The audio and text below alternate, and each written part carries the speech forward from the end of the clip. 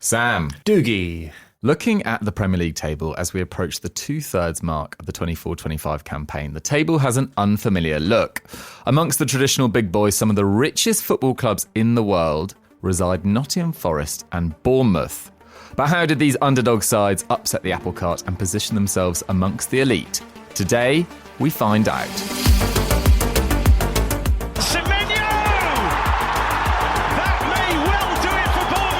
Look at the results for Bournemouth this season, right? As I said before, they've beaten Man City, they've beaten Arsenal, they've beaten Spurs, they've beaten United, beaten Newcastle.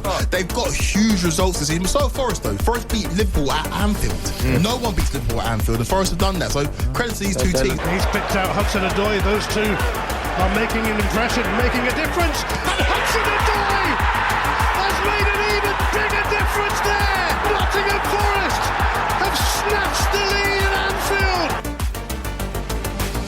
Hello everyone and welcome back to The Truth. This is episode 21 and we are back on the familiar shores of the Premier League after skirting around the rest of Europe over the last few episodes. Sam, welcome back. How are you doing? Episode 21. Episode 21. I'm glad you're keeping count. Yeah.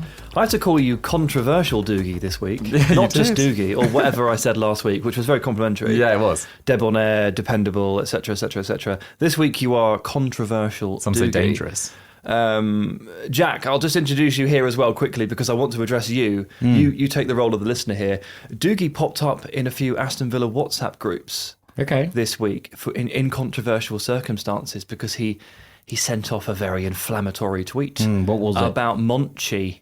Right. Sporting director. Well, you've been talking about the fact that you were thinking about potentially just converting to the Church of Monchi after a couple of decisions that were coming recently. Correct. And so Doogie thinks he deserves more scrutiny. And this did the rounds. The screenshot of his tweet did the rounds. Well, you are about to sign Axel Disasi by the looks of it.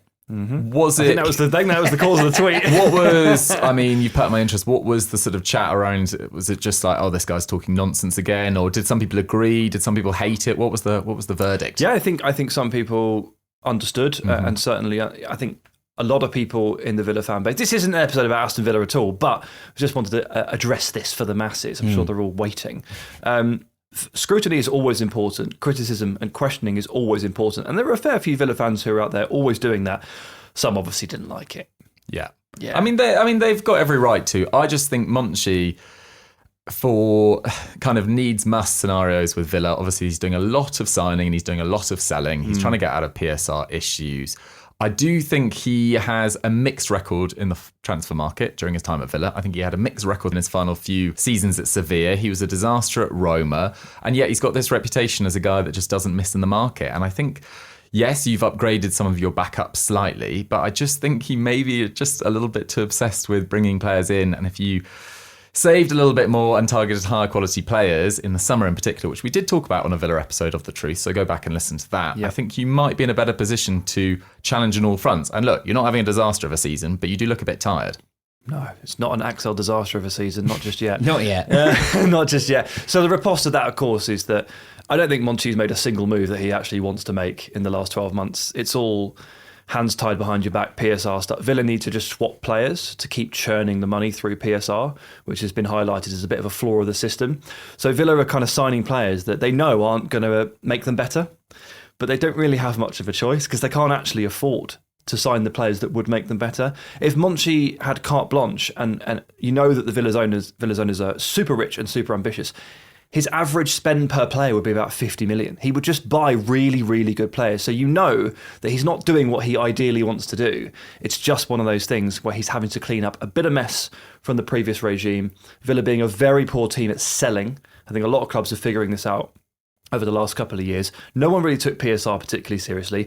No one therefore sold appropriately. And now everyone's like, oh, we need to make revenue. We need to sell players. So he's trading and swapping players through.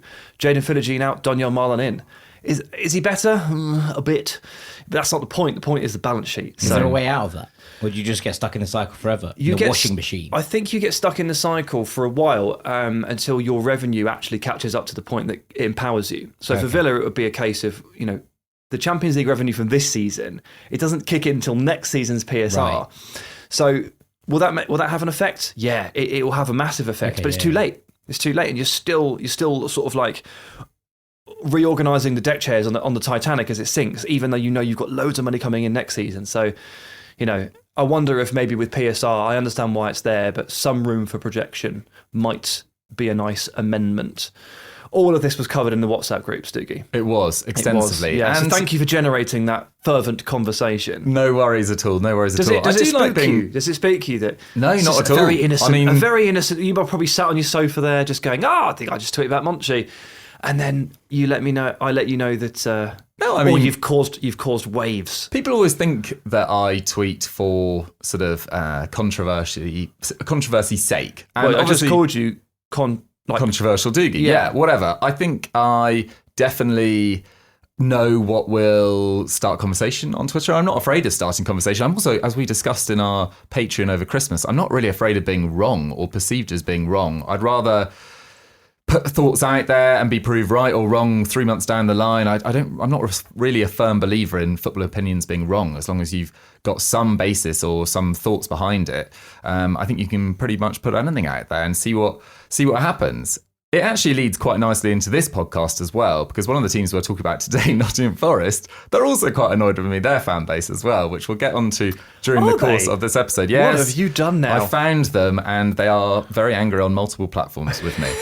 So it's just a week in the life. I've been in this position as well because I basically said that I didn't think that they'd upgraded their goalkeeper when they brought Matt Sells in. Now, again, you're talking of being wrong. I think I probably have to put my hands up on that one. Who was the one before?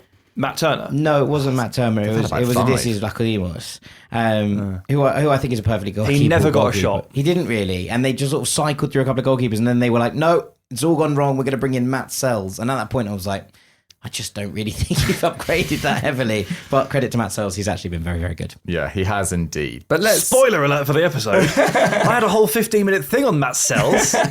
You can definitely wax lyrical about him in due course. But yeah, let's talk about why we're doing this topic. Because yes, the newly promoted clubs, Wolves and Everton, are down the bottom of the table. Many people predicted that.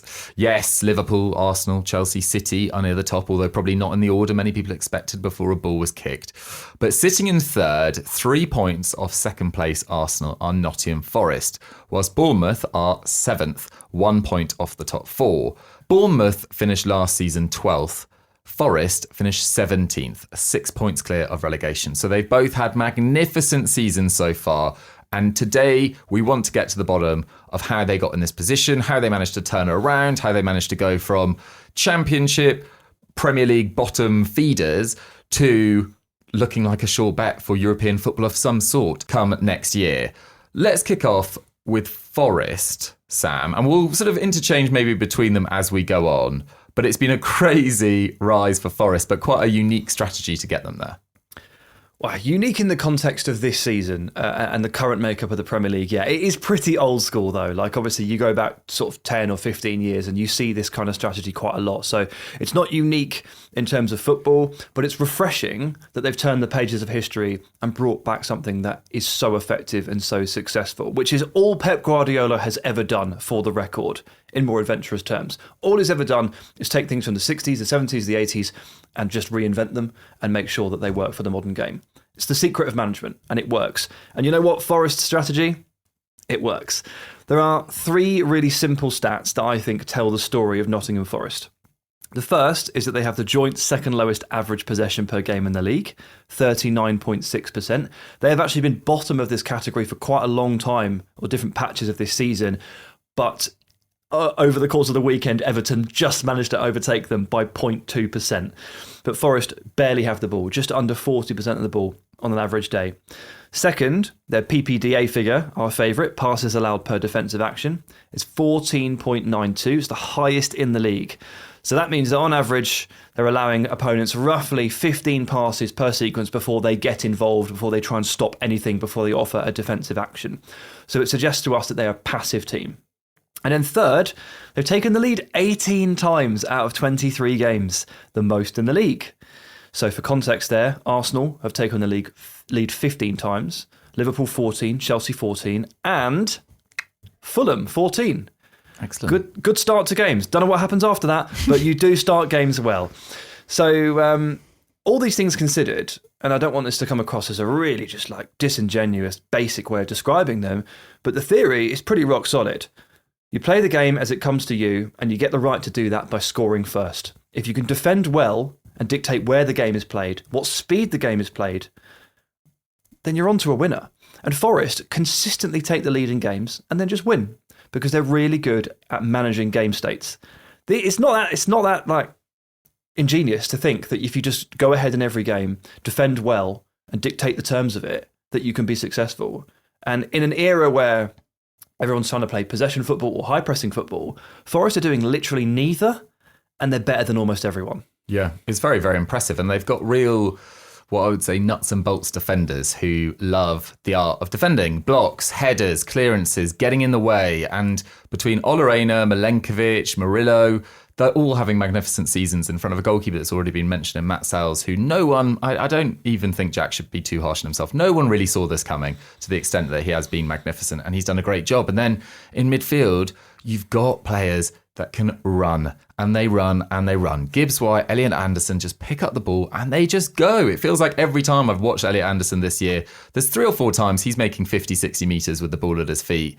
They've got an array of excellent wing talent who've got great delivery from wide, and they've got a striker that has just made an amazing career out of being an amazing box threat.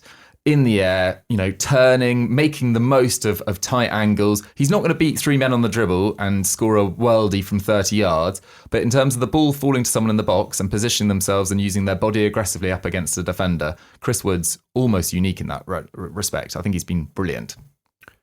Yeah, so are you surprised by the effectiveness of this? Because it strikes me that Nuno is just running the Wolves blueprint, except that he is running a 4-2-3-1 rather than a back three. Yeah. I think there isn't that much difference. No, it's Raul Jimenez up front. Well, now it's Chris Wood. You've got great counter-attacking, speedy wide players. It's now Callum Hudson-Odoi and Elanga. It was Diogo Jota and Adama Traore.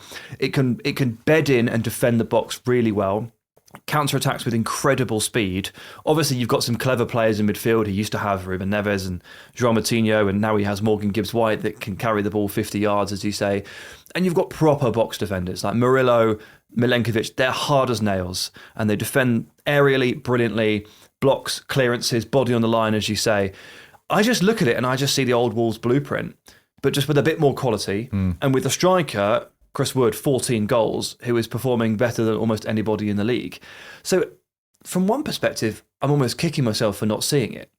But then, of course, for them to be in such a position of top 3 all season long, that is a bit far-fetched, I guess. Things have to go right for you. Yeah, absolutely. Things do need to fall your way. I think the key difference between Wolves and Nottingham Forest, which we've already touched on, is the kind of contrast in their midfield styles. Like Ruben Neves and João Moutinho, brilliant ball players, long-range passing, could play the ball into channels for the likes of, Adama Traore, Gonzalo Guedes, or, Sarabia to run onto. This feels like it's much more of a team based on physicality and dribbling in the middle of the park, which I do think is quite a big contrast and maybe speaks to where football is in 2025, particularly in the Premier League. We'll get on to Bournemouth in just a sec, but teams like Bournemouth, even Villa at their best, Newcastle at their best, real physical sides, and they'll run you off the park. What I do think is worth noting, because I think a lot of neutral Premier League fans will want us to talk about, is their transfer strategy, because it's totally bonkers, and it has been bonkers at points in the last few years. And yes, when they came up in 2022 via the playoffs, only 2 of their 19 most used players are still at the club. A lot of loanees that year, and they did need to sign players. But they signed 29 players in their first year, 17 in their next year, 11 in their next year. Their net spend in that period is £216 million. That's only £30 million less than Liverpool. And yes, they had a squad she'd been in the Championship for years. It wasn't expected to make the playoffs. Steve Cooper went on an amazing run, and fair play for them to getting up. But it's a unique privilege in many ways to be able to sign 57 players, either on loan or permanently, in 5.5 transfer windows. And I do think that whilst it's magnificent that Nottingham Forest are up there, they were a bit of a joke for a time for their transfer business. And it's fair to say that in Murillo, in Milenkovic, in Gibbs White, who was signed actually very early doors, they have started to get it right. But let me list some of the players that have been at the club and try and remember them at the club. What's this? Omar Richards. Yeah. Remo Freuler. Signed with a broken ankle or broken leg. Renan Lodi. Jesse Lingard. Keylor Navas was there. Felipe from Atletico Madrid. Gustavo Scarpa, do you remember when he arrived on his skateboard and everyone was like, this guy's an absolute baller? Was there very little time at all. Gio Reyna played for Nottingham Forest in this period. Divock Origi, Nuno Tavares. A lot of these players are really high quality, but they've been very fortunate to be able to sign and churn players, and it got them into trouble last year with FFP. What has changed recently is they've got their signings right all of a sudden. Elliot Anderson, huge impact. Nikola Milenkovic, huge impact. The summer of 2023, Alanga, Wood, Murillo, Nicolas Dominguez. They also spent big on Sangare, who looked like he was going to be a big addition, didn't really work out. In January last year, Matt Sells arrived. So they have slowly got it right. But Jack, there's no doubt about it. Forest have been fortunate to be able to sign that amount of players. Yeah, and it was a little bit, if you throw enough at the wall, some of it will stick, right? Like, if you sign this many players, I think they deserve immense credit for the kind of turnaround from this sort of scattergun strategy to actually one where they're starting to hit the target more often than not. But, like, that first 2 seasons, if Forest had gone down in those first 2 seasons with the amount that they had spent, and look, last year it was a little bit close to the wire, especially with those deductions, then I think they would have struggled to deal with the Championship in terms of, not in terms of quality, but in terms of having to sell so many players to try and comply with the rules. Now, maybe they could have Leicester'd it and just sort of loopholed the 2 leagues into fighting a war against each other rather than against them. But like, I do think there is a level to this that it sticks a little bit, I suppose, the success of this as opposed to, say, a Bournemouth, because of the fact that Forest were charged on FFP charges last season, right? Like, the fact that they were actually indicted for breaking the rules around spending. A year later, it's a bit like, well, okay, yes, they've got it right now, but you can kind of, it's a lot harder to kind of root for that as an underdog story than it is to say, you know, to root for Bournemouth in this same context. Sure, and that it's, you'll struggle to find a true underdog story in the context of the Premier League nowadays because of the money involved. But Forest are also part of like a conglomerate with like Olympiacos, for example. Their owner owns both. So you get favours, you get loans here and there. It so does. do Bournemouth, though, right? Like, Bournemouth True, they have Lorient and Hibs, I think. Yeah, although Bournemouth are the top of the tree in that one, I guess. Yeah, I mean, I suppose Forest might be now as well. No, they might be now. Like, they might have surpassed Olympiacos at this point. I was surprised by the number you put down there for last summer's business in terms of ins. That because that felt unnaturally high. What was it, 13, did you say? It 11? was 11. 11. So obviously it doesn't feel like many of their summer signings have made much of an impact this season. And I just looked through the list and my gut feeling there was pretty true. Nikola Milenkovic has been huge for them at centre-back next to Murillo. He's been brilliant. And beyond that, I'm sort of struggling a little bit to find. Alex Moreno's made about 10 appearances. He's been fine. Jota Silva comes off the bench a bit. Jota Silva's going to be excellent. He comes off the bench a bit. I think he's a lovely footballer. Okay. But other than that, Elliot Anderson. Right. So there's two major ones there and then a half. But then the rest of them haven't actually really made that much of an impact. Sosa, and I don't mean that as a criticism. What I kind of mean is that Nuno has come in and gone, look at all these players you bought. I reckon I can make something out of this. And it's no surprise to me that a very, very good coach like that has been able to take probably a group of 30 and go, in amongst all of this, there are profiles that I can make really work. Absolutely. And there's no doubt that if I just need to add a couple more on the edge to make sure that it all comes together, we can do that. And that's exactly what they've done. But there's some signings here in the summer that you think, I forgot you went there. James Ward-Prowse, Morato. David Carmo was. Where did he go there? Like, I think that was a one in, one out the door shift around thing. As opposed to, we talked about PSR already. I think that was a kind of player trading situation to try and help things along. I would say Morato has played a little bit. He's come in occasionally. Because there is the occasional game where Nuno goes to a 5, and then it goes from the M&M at centre back, Murillo and Milenkovic, to the M&M, where they have Morato in there as well. And actually, in a 5, he's looked okay. So they often Ramon Sosa's new. He's just arrived, I believe. Like, not necessarily in terms of, I think he came a little bit later than the window because of certain permits that needed to be signed, etc., etc. So he hasn't worked his way in, but he's a very, very young player and a big talent. So they play 4-2-3-1, but then towards the end of the games when they're protecting leads, they get to like the last 10 minutes and they're like, right, let's move to a back 3. And he goes to the actual old Wolves template. And that's when Morato steps in. Morato was pretty good at Benfica, and then he did his ACL, and he kind of fell off the map, and they was kind of rebuilding it. But you look at his appearances; he's made 14 appearances off the bench in the league this season. He just comes in as the safety car, and they just shut it all down. And like to have that. I don't know. I guess it's a mechanism or a pattern. Be like, we take the lead, we manage the game, and then we're in the clear. Maybe a goal, maybe two, whatever it is. And then last 10 minutes, we'll shut up shop. We'll bring on Morato, back three, off we go. See out the win. Happens every week, except when they don't take the lead for once, and they lost 5-0 to our next club. But what an incredible and repeatable pattern that is. And yes, it's not a fairy tale or an underdog story because of the amount of players they've signed, the amount of money involved, and Forest's links through Marinakis to Olympiacos and so forth. But credit where it's due, in like a big mess of meh across Premier League spending and the amount of money that's involved, the amount of wastage that happens, Nuno has stepped in and gone, you've already done well enough for me. I need 2 pieces, max, maybe 3, and I can make this into a proper team. And look at them. It's interesting, Sam, because you once made a pretty bold call about Morata. Maybe on this podcast feed a long time ago. I barely even know who he is. I think in one of the earliest ever episodes of BR Football Ranks, sometime made the assertion that Morata had a higher ceiling than Ruben Dias. I don't think that. No. You're talking about Ferro. You're talking about, and that was wrong.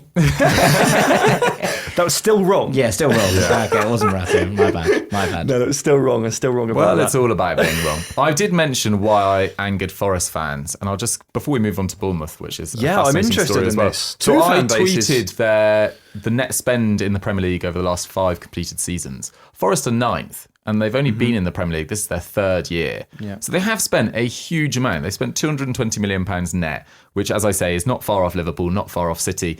Obviously... So hang on. Before you do let me guess what the fans came back with. They got promoted with a load of loanees and they had to buy players. Yes. And you have to spend to stay alive. And Premier League players cost lots of money. Yep. So while they have obviously gone a bit mad at times, they had an entire squad to build and then improve. So presumably it comes down to that. They did respond with that. You have no saleable assets when you come up if you have a skeleton promoted team. So you can't balance the books. I agree. I still think signing 57 players in that period is absolutely indefensible. And I will say that. I don't think that's wrong to point out that they have spent a lot of money and wasted a lot of money at points as well. All I was saying, and I think I finished the tweet by saying, it's not a rags to riches story. They have been heavily, heavily backed. And fair play, as you say, to the key players that have stepped up. Most of all to Nuno as well, I think, because his reputation was kind of in tatters after that Spurs spell. Unfortunately, just really didn't work out there after years of progression with Wolves, goes over to Saudi Arabia, kind of comes in after this hugely popular manager in Steve Cooper. Felt like even a bit of a gamble to fire Steve Cooper, given how well loved he was by that fan base, and yet Nuno has got them in a position where they could qualify for European football. One thing to add before we move on to Bournemouth here. Forest have had almost no injuries whatsoever. Look across the table and look at who you think might be underperforming according to your expectations. It is almost certainly explained by injuries or fatigue or something. And Forest obviously play 1 game a week just in the Premier League, no European commitments, and they've had almost nothing to worry about in terms of injuries. I look through the team and you've got Chris Wood, 22 appearances. They've played 23 games. 22 starts, 1 sub, so he's played them all. Matt Sells played them all. Aina played them all. Murillo, 22. Milenkovic, 22. Callum Hudson-Odoi, 18. They're not struggling here to put out the first 11 every week, almost without fail. That can do so much for you. That continuity and that consistent fitness. We talk about this tactical plan that they've produced and these patterns that they follow and these classic substitutions that Nuno makes. It's all like he never goes into a weekend and goes, oh, I can't do that. It never really happens. This is a blessing for them and they are making the most of it. They got 40 points after 20 games, which is the exact same number that Leicester City were on in 2015-2016. The only reason they weren't top is because not every single big club were in absolute crisis. Liverpool, unfortunately for Forest, actually had their act together. No one else did. But if it wasn't for that Leicester example feeling so recent and fresh in the memory, I feel like we'd be making even more of this because they finished 17th last season. 17th. They're on track for 72 points. That's 40 points better. That's more than Villa got last year. It is quite literally a Leicester story here. albeit with a bit more financing, but the transition from the bottom to the top is similar. Absolutely. It's just not as interesting this time around because Leicester already did it. Yeah. Why are there ridges on Reese's peanut butter cups? Probably so they never slip from her hands. Could you imagine? I'd lose it. Luckily, Reese's thought about that. Wonder what else they think about. Probably chocolate and peanut butter. Forest have won 7 of their last 9 games. They've beaten United, they've beaten Villa, they've beaten Spurs in that time. United and Spurs, maybe that's less of an achievement at the moment. They've drawn against Liverpool. I think they've given Liverpool their hardest 2 fixtures in the league so far this year. But at the weekend, Sam, you already mentioned it, they lost 5-0 to Bournemouth. They didn't take the lead in this one, and they got absolutely ripped apart. And Bournemouth, interestingly, to Forest, there's a few similarities, and maybe you'll touch on a few of them now. Managerial change at a crucial point with Gary O'Neill leaving and Antonio Iraola arriving. There's a takeover in there. There's been a fair amount of backing. And there's some stylistic similarities in terms of possession being a little bit low, but in terms of pressing, it's not the same whatsoever. I've got them as polar opposites here. Where do you want to go with how Bournemouth got in this position? Okay, so to continue the comparison, we remember Forest's PPDA figure, 14.92, highest in the league, the most passive team in the league. Bournemouth is 9.02, which is the third lowest. Amazing. So we already know that they're a much more aggressive and disruptive team, and they do their defending much higher up the pitch, with the defensive line much higher up the pitch. Super high energy. And I can't really... It's difficult to pick which one I've hated watching Villa play most, because they were both absolute nightmares. But generally, Bournemouth give me chills. Forest was a grind. We lost. It was a grind. Bournemouth... I genuinely dread that fixture. The way that they push up and wreck your game plan, it's really annoying. It really is. And obviously over the last couple of weeks, we've come to enjoy this Bournemouth story a lot more because of the injury situation that they're in, which again is the polar opposite to Forest. Bournemouth, when they beat Newcastle 4-1 a couple of weekends ago at St James's Park, I swear to you, I cover football for a living. I didn't recognise any of their subs. I just didn't. They did. They had 11 senior fit players. Yeah. So you're absolutely bang on. There's not a surprise, not a thing. No, but I should maybe know one from the academy. Nah, nothing. They're 2 goalkeepers, a bunch of teenagers, and I think a 20. Oh, they're Daniel Jebison, didn't they? They just recalled him from loan. Sheffield United. So he was the one I knew. Jebison. And he's the only fit striker at the club. They're not using him, but he's the only fit striker at the club.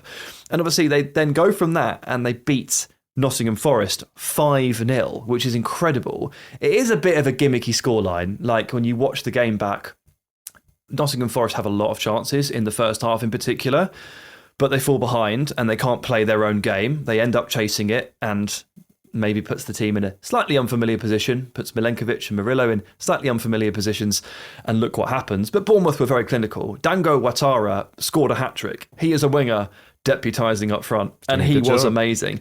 Justin Kluivert scored more than 1 hat-trick this season.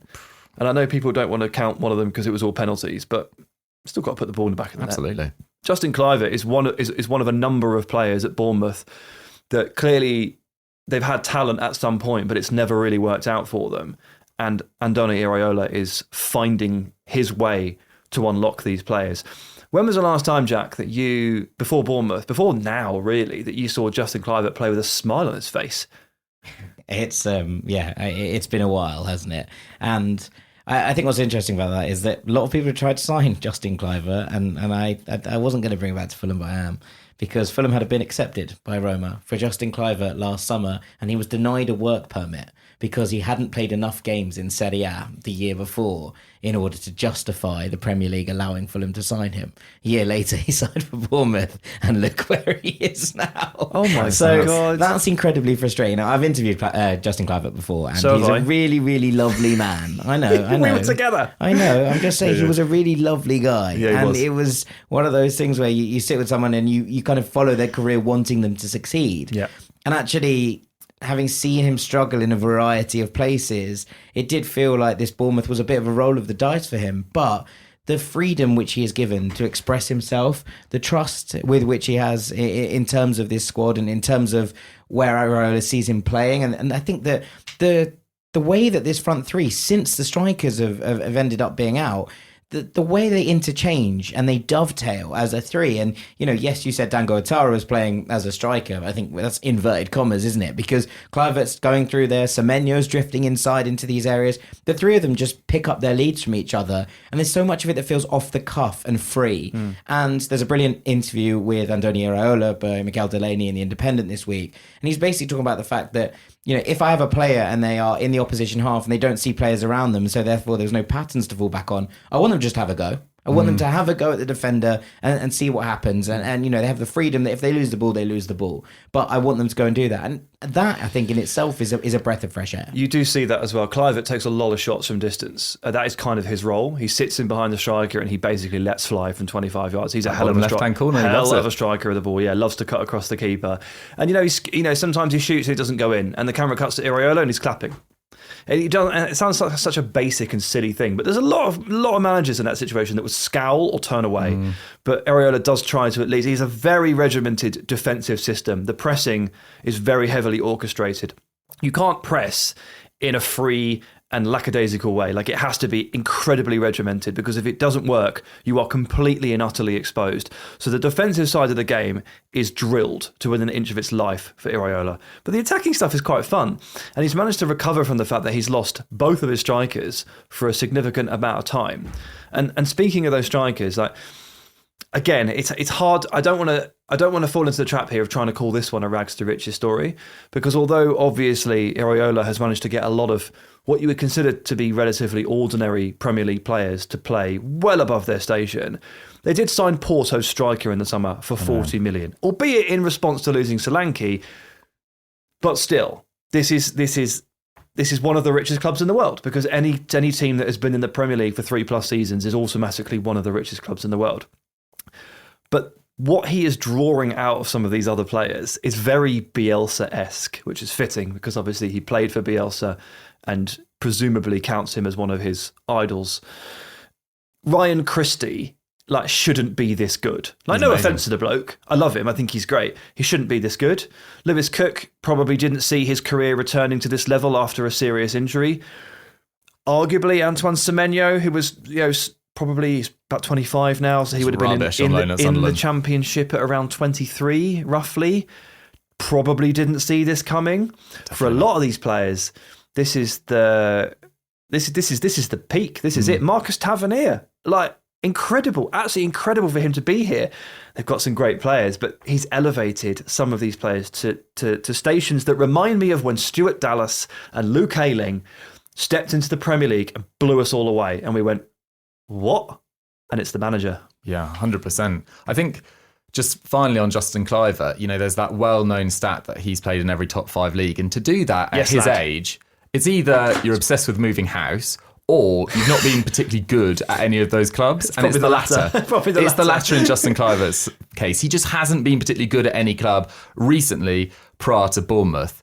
Iraola is a really interesting one, actually, because they made a big call to fire Gary O'Neill. In 22-23, they came back up after, I think it was 2 years in the Championship. They're playing under Jason Tindall, then Jonathan Woodgate, then Scott Parker. They fired Scott Parker 4 games into 22-23. They had just conceded 16 goals in their last 3 games, including losing 9-0 to Liverpool. They then bring in Gary O'Neill. Oh, yeah. And there's a takeover midway through the season. Max Denham sells to the Black Knight Football Group. They sign Zabani, Ouattara, Semenyo and Vinya that January. And Gary O'Neill goes on a great run. They finish relatively safe. But in the end of that season, they decide to fire Gary O'Neill, despite Gary O'Neill having another year on his contract. They bring in Andoni Iraola, who... To much outcry. A lot of outcry. Much, for those of you not in the UK that possibly weren't privy to this, this was this is the epicenter of the proper football man conversation that we have here in England. Gary O'Neill is a young British manager. He's doing a stand-up job, and there's absolutely outrageous that they fired him for some other bloke from La Liga or whatever. That is the shade of the conversation, and everyone that watches football goes, well, Gary O'Neill wasn't that good, and Iraola looks like he's great. So I think I understand where it's going. And it took a few months, didn't it, for it to really... It took a little while. Yeah, probably really a few months. Probably 9 games. It was probably 9 games. They were in the relegation zone in sort of November of last season, and everyone was like, "Oh, it's not working out." Tim Sherwood was sat there going, "I told you." But they played quite well, but they just lost all those games. There is a Richard Keys tweet, and there's always a Richard Keys tweet, right? This is after O'Neill was sacked. He said, scandalous AFC Bournemouth. Absolute disgrace. I guess you're looking for someone... Could you do it again, but in a Richard Keys voice? I can't. I haven't got that capacity. So I guess you're looking for someone to take Bournemouth to the next level. There is no next level. This is it. There is no more. I remember Charlton wanting to do the same. How did that work out? Is that a reference to Kirbishley? It is a reference to Kirbishley. Of course it is. So I would suggest that Bournemouth are probably at the next level. I don't know. I would say it worked. I thought earlier you were going to say to me, when was the last time, before you asked about Cliver, when was the last time that you saw a team doing this in the division and playing this way? And actually, the answer is very simple, in that the last team I saw give bloody noses to the big boys, press like this, and that wasn't a Bielsa side, was Rayo Vallecano in La Liga under Andoni Iraola. Yeah, I mean, 100%. You know, he also had a reputation, even before he got to Rayo Vallecano, for upsetting the apple cart. Like at Mirandes, he took over when they were in the second tier. He'd only been in management since 2018.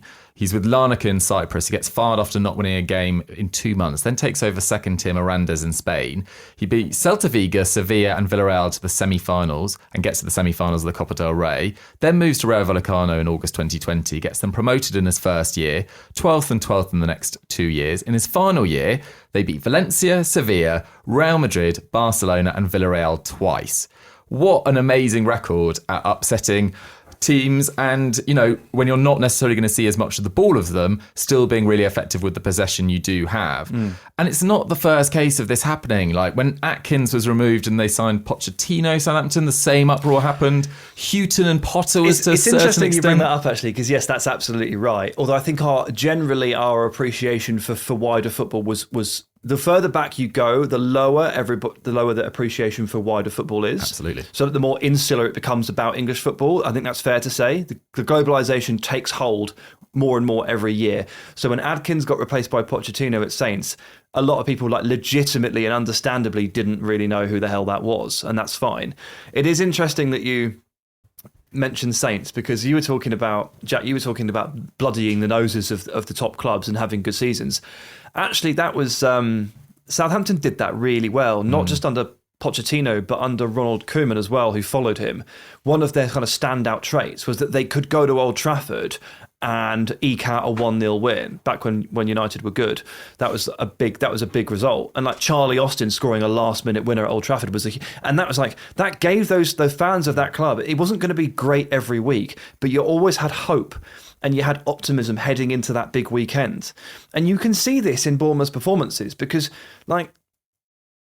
for them to go and do what they did at St James's Park and beat this Newcastle team, they had won 9 games in a row and they beat them 4-1 and they battered them as well. Like the goal that they conceded was a header from a corner from Bruno Guimaraes. It was relatively against the run of play. It was a great header, but this was a battering, an absolute battering. For them you can't do that unless you really believe in yourself. And you see a lot of teams turn up to these kind of venues and they don't believe in themselves, and it doesn't happen. Again, this comes down to the manager. 100%. And it's nothing new. You know, as we said, they got off to a terrible start last year. They didn't win any of their first 9 league games. They lost 6 of those. They sat 19th. But they took 45 points from their next 29. That was 6th in the Premier League, only 4 fewer than Aston Villa, who obviously qualified for the Champions League. This year, they sit 7th. They were 13th after 12 games, but they're unbeaten in their last 11. They've won 7. In that run, Spurs, United, Newcastle, Forest, all beaten. No one in the Premier League has picked up more points than Bournemouth's 25 in the last 11 games, which is level with Arsenal and Forest. And only Liverpool and Newcastle have scored more goals than Bournemouth's 25. No one has conceded fewer than their 9 in that time. They are great at both ends of the pitch. Which brings me to maybe the final section of this podcast, Sam. We need to talk about sustainability towards the end of the season. Which method do you see being more sustainable? To the end of the season? Yeah, and maybe why don't we go beyond as well? Because overarching wise, this is where I turn into a bit of a negative Nancy, but I'm firmly of the opinion that if you are going to take the next step, as Richard Keys might call it, and for Bournemouth and Forest to carve out the next 5 years as a top 6 team, neither of these approaches are sustainable. Really? Neither of them. Bournemouth too tired, Forest eventually get found out? Bournemouth probably struggling too much with game load due to the intensity of their play, but also down to the fact that they really struggle to play at any different intensity. So it really works as a bit of an underdog. but they can't actually manage leads properly. Every time they go 1-0 up, typically speaking, through the first 18 months of Iraola's career at Bournemouth, they then will concede and they'll end up trying to find another goal later on. They really struggle to slow games down and then manage them. And I get it, like it's a completely different skill set. So you're actually looking for completely different players when this happens. Like there's a reason that Ryan Christie is so good in this system, and it's because his off-the-ball traits are so impressive. If you then ask Ryan Christie to slow down and say, right, now take the ball 30 times and let's manage the game, it obviously is going to struggle with that. So you're asking for a different skill set. So this style would need to take on new inflections and new nuances for it to actually be sustainable, I think, at the top level. And they probably have to slow the pressing down a bit, because you can't play like this every 3 days. It's just not possible. And then from Forest's perspective, the way they play is again a bit like an underdog. They score first, great. But when teams start to react to this and teams start to play against them as if they are a top team, and they go to Nottingham Forest and they become the reactive team, how do Forest respond to that? They then have to make that tricky transition from we've got the second lowest possession percentage in the league and we're going to play reactively, to all of a sudden we have the ball and we actually have to answer the questions. It's really hard. Again, you almost need like a whole different type of player, different centre-back, different set of midfielders, different coach. Like, does Nuno coach that style of football? Possession dominant, top six consistently? I don't even know the answer to that question. No, because otherwise he would have succeeded at Spurs. Right, so here we are. So I love what these two teams are doing. I love that they're bringing a different tactical energy to the league, and I love the fact that it's a success for them.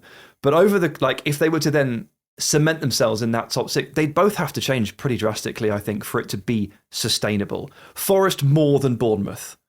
Forest are playing like an underdog, and that can only last for so long until someone goes, hang on a minute, we're going to the City ground. They're really good. They're really good. Let's not push up against them. Like, let's sit off. And then suddenly, oh God.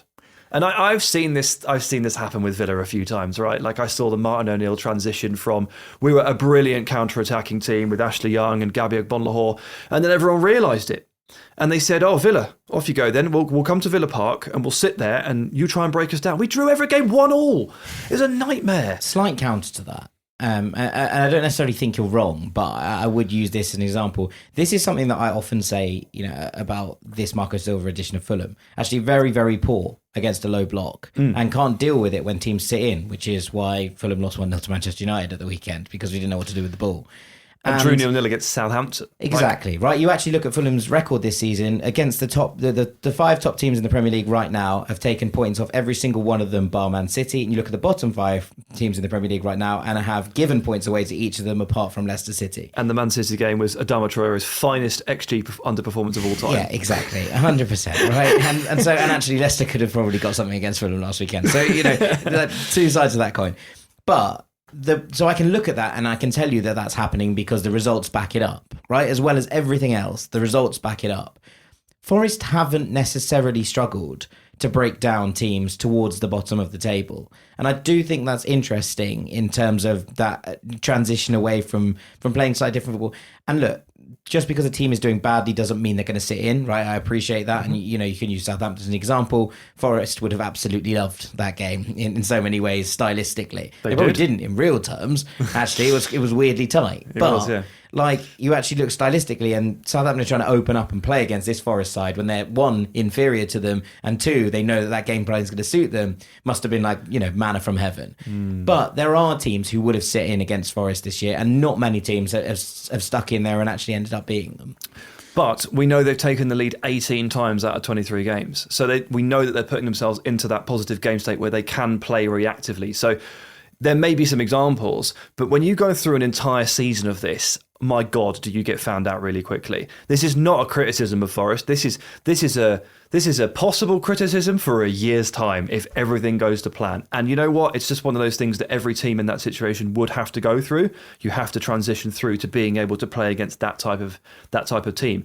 Forest are in that golden period right now where people haven't realised quite how good they are and quite how dangerous it is to open up against them. But it will happen quite soon. It will definitely happen next season if they're in Europe. And of course, as well, if they do have to play 3 games a week, that naturally slows everything down too. a big part of this equation for Forest and for Bournemouth is one game a week.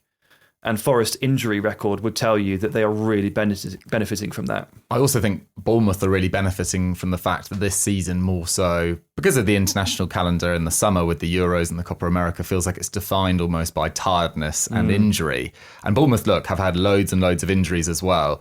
But that style coming up against tired legs with injury-prone players still battling through, or players coming back from injury, or players unaccustomed to their position. Like, to counter-attack Bournemouth, you need to be really unified and you need to be really fit. And at the moment, it feels like a lot of sides are really struggling to deal with their intensity.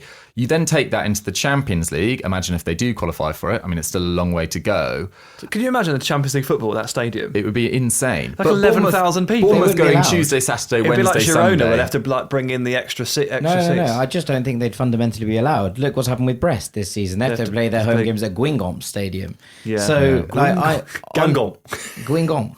Guingamp. So they go down to, maybe they play at St Mary's. So yeah, they'd have to go to St Mary's, wouldn't they? They would almost certainly have to play at St Mary's, yeah. That would it'd be crazy to see. That would annoy Southampton more than it would annoy But, Bournemouth. well, yeah, Southampton and Bournemouth pretend they don't have a rivalry, so they'd have to continue pretending that pretty bloody hard. Yeah. But in the short term for this season, if I had to choose between either of the sides to finish above each other, I'm going Bournemouth every day of the week. Like 5 of Forest players, Sells, Aina, Milenkovic, Murillo, Wood, have all started 22 league games out of 23. 8 have started at least 18. Only 3 Bournemouth players have started 22 or more. That's Zabani, Kirkes and Semenyo. 6 have started at least 18.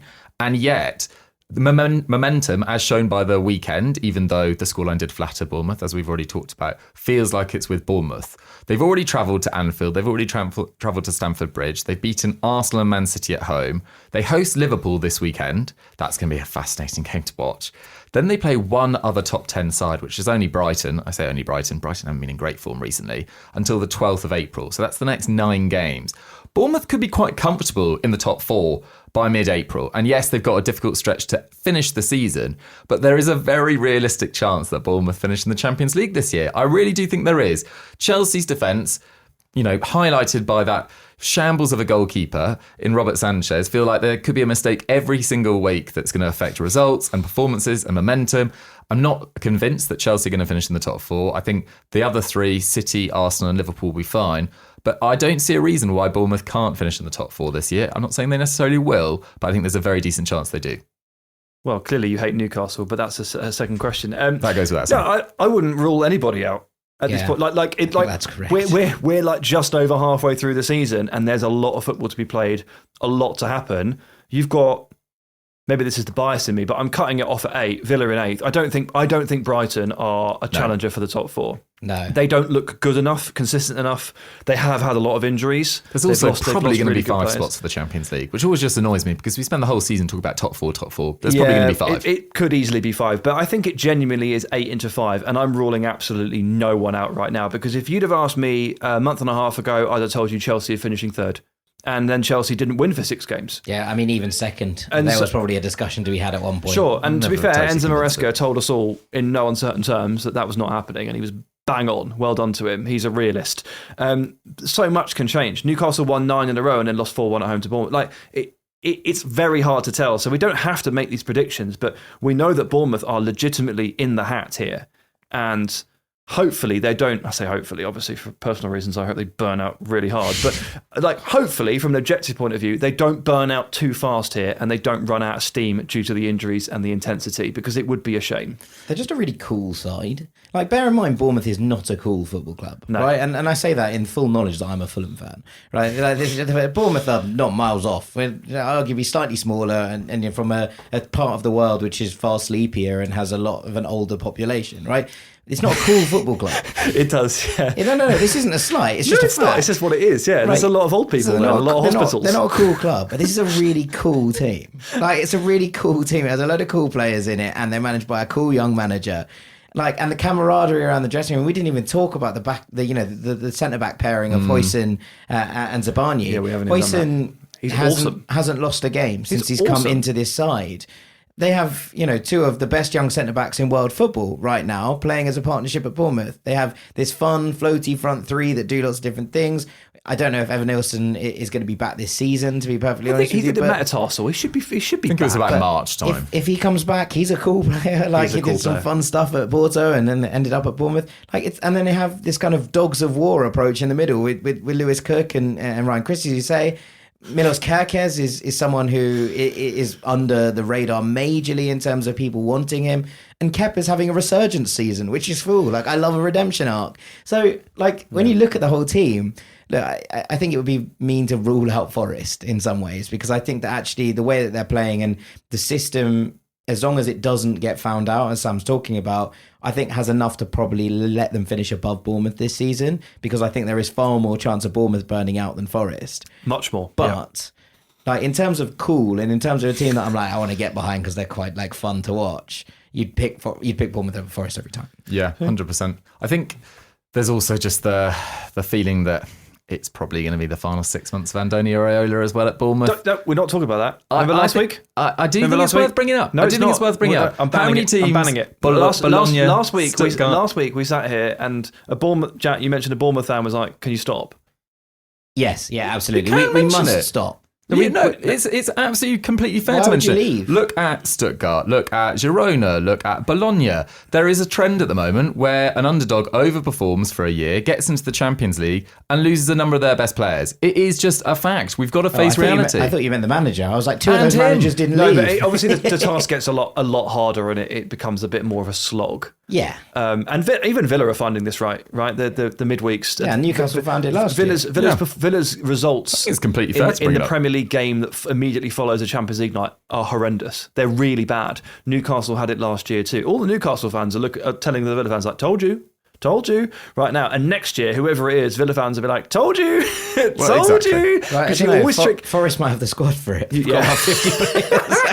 They've just been building for Europe beforehand. That's really smart. That's really smart. 4D chess from Evangelos Marinakis. Exactly. Hell yeah. There is also I think it's also props to him. There's very few managers that I've been as impressed with this season throughout the entirety of Europe than Andoni Iraola. And fair play to Bournemouth for getting ahead of the curve on that one. But guys, that has been our discussion on how these underdogs are dominating the Premier League. I have a closing question. Go for it. Earlier on, you mentioned that Justin Kluivert has played in all 5 of Europe's top leagues.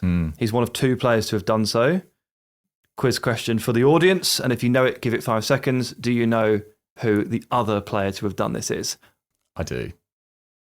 Who is it? Stefan Jovetic. Yes, Stevan Jovetic. Stefan Do you know Jovetic. what? I was thinking about this the other day because Kluivert came up and I didn't actually know it was Jovetic, and I swear the answer is Aubameyang. But it turns out the answer is not Aubameyang. But it sounds like it's Aubameyang. Milan, Dortmund, Chelsea. Yeah. Well, Did he ever play for Milan in Serie A? Who's the last one we're missing? The Bundesliga with Dortmund. No, You said that. It's France, and he plays for Marseille. He's played for Marseille. Well, there you go. So he must have never made a I don't think he professional ever appearance played. for Milan. I don't think must he have ever made a played Serie in A Serie appearance A. for Milan. There you go. And that's you it. have it. And so I was convinced it was that, and then it turns out it wasn't, and there you go. But anyway, Jovetic. And Jovetic. Jovetic. honourable mention to Pierre-Emerick Aubameyang. Yeah, AJ. Shout out Jovetic and Aubameyang, the whole lot of them, those journeymen. We love you. We love you, journeymen. Guys, thank you so much for listening to The Truth for another week. If you haven't told your mates all about it yet, do pass it on. We are really enjoying making it. I hope you guys are enjoying listening to it. Massive thanks to my co-host Sam Tighe. Cheers, buddy. Massive thanks to Jack Collins. Always a pleasure, Doogie. And we will catch you next week. Bye-bye.